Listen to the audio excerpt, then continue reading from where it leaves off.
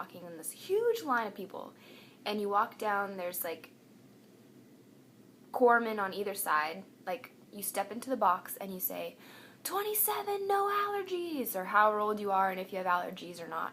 And then when you say 27, no allergies, and you're standing in the box, they go, psh, both of them at the same time, psh, stick you with, you know, typhoid, whatever the hell, measles, I don't know what, like all these vaccinations. And then you take another step forward into the next box where there's 2 more corpsmen standing there, and you say, 27, no allergies. And they stick you with the needles, and they give you shots. And then you take a step forward again, and you say, 27, no allergies. And they stick you with the needles, and they... And then you go through that maybe like 6 times, so you get 12 shots or something, because there's 6 corpsmen you walk through. And then you go into this one room where there's only like 6 people at a time, and you lean over the table like this, and you pull down your pants, and that's when they give you the peanut butter shot, which I think is the penicillin.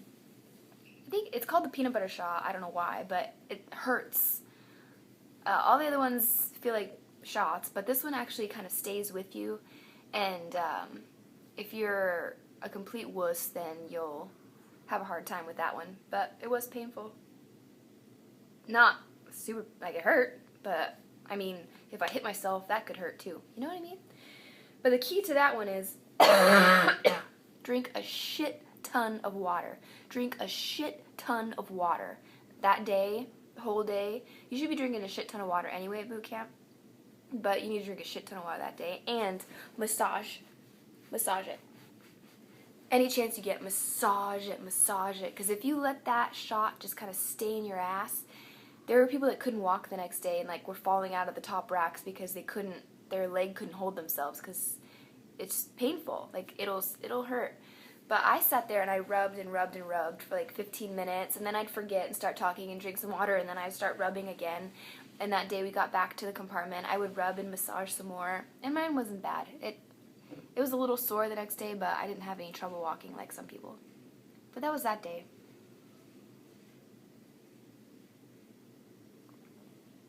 What else happened in P-Days? I don't remember what else happened in P-Days. So, there came a day where you packed your sea bag full of all of your shit and strapped it up, put it on your back, and you got your new home, and you would march to your new ship. And we did that. And meanwhile, every day there's classes. We didn't PT nearly as much as I thought we would PT. We never PT'd on Sundays. We would do what they call sometimes in-house PT, where in the compartment you would get changed into PT gear and work out. And then sometimes you'd go to Freedom Hall, which is the huge gym, which is stuffy, and I hated it. And you would slowly and surely get issued uniforms, like the camouflage, the blue camouflage that NW use, which is Navy working uniform. And you would get your boots, and you'd start marching slowly but surely, and then like week 4, I think you get issued your dress whites and your peanut butters, and the peanut butters are I don't know if I've shown anyone on YouTube those yet. I realized I did show you all the NWUs because I made a video in my NWUs and I totally forgot I had that on there, but your peanut butters are the same things that the RDCs wear, the black pants and the gray tops if you're a petty officer, but the chiefs wear the tan colored pants. Anyway, you get issued those, and you keep taking classes. You get to do weapons training and firefighting. You fight in actual fire, and it's all really neat. What else is there? Let me tell you about the boots. I'm getting way too ahead of myself. Let me tell you about the boots. So, a lot of people know about breaking in boots, and a lot of people don't know. I was one of those people that didn't know, but I took the advice of those that had, and I tightened those boots so motherfucking tight, so tight that I thought it was wrong. My feet were numb the whole time I was freaking breaking them in. At least 2 weeks straight, I couldn't feel my feet, right? My feet were numb. I would go to bed I would take off my boots in my rack and I would massage my feet, massage my leg down to my feet so that I could feel my feet a little bit again, just to get blood flowing. But the key is to tighten your boots so tight. So my boot is on, my boot is really, really tight, right? Really tight. And when I walked, it would pinch in right here because it was so tight. It would pinch in and it would hurt. And I would get bruises on the side of my feet. Ouch, right? It fucking hurt. And I was like, is this even right? But they tell you, tighten those boots, man. So after some time, and because you march an awful lot, they get broken in really quickly. The people that had loose boots, the people that didn't tighten it all the way because it hurt too bad and they didn't, had blisters, like nasty blisters. Like I got blisters too. I have calluses, like the top of my foot, there's a rough, like a hard callus. Even on my leg above my ankle, there's a hard callus still. My feet are disgusting. Everyone's feet are disgusting. I hate feet. I don't like talking about feet. Feet are gross. But I seriously have like hard calluses all over my feet from my boots. And you get blisters, that's inevitable. And they give you things called blister packs where you put moleskin, which is just an alcohol wipe, then a Band-Aid, and then you put this like thick layer of padding, which is the moleskin, and that'll help you get through. But to me, the moleskin, I did it one time and that was enough for me because it came off in the shower, and really if you keep protecting the same sore spot over and over, you're just going to have to keep a moleskin there forever because you're never going to get used to it. You're never going to develop that callus. Anyway, if you keep your boots loose, you'll get the worst blisters. And there was a female in there that had blisters.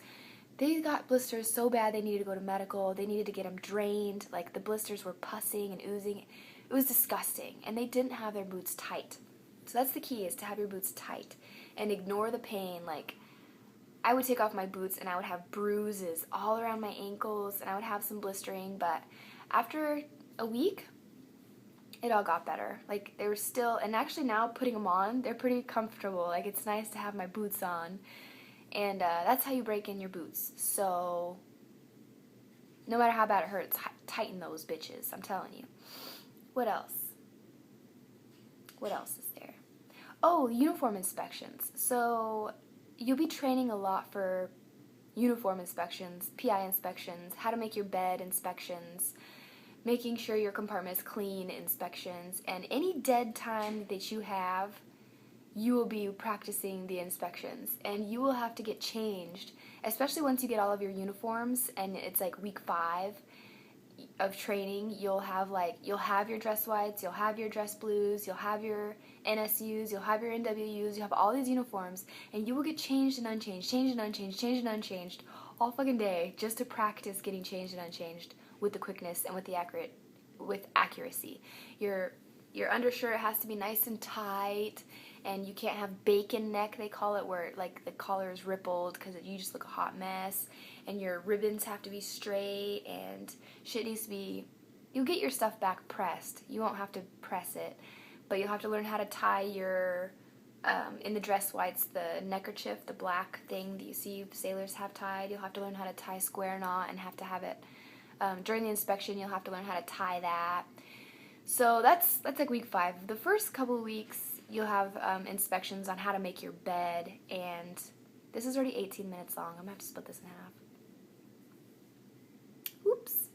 You'll have to learn how to make hospital corners, which are the 45-degree on your bed. Like this is the sheet. Can you see what I'm doing? I haven't made my bed. That's the luxury of A school. You still have to make it, but I'm still in here. You pull it out, and you tuck it, and you bring it down so there's a cut of 45. Anyhow, you have to learn how to do all of that, and you have to do it fast, and you get tested, and you stand there at attention for like 2 hours as the inspectors come around and check everyone's racks and shit. I'm going to continue this conversation. I have to split this in half. I'm sorry. I will get Wi-Fi and a computer soon, so I don't have to keep cutting these. Okay, bye.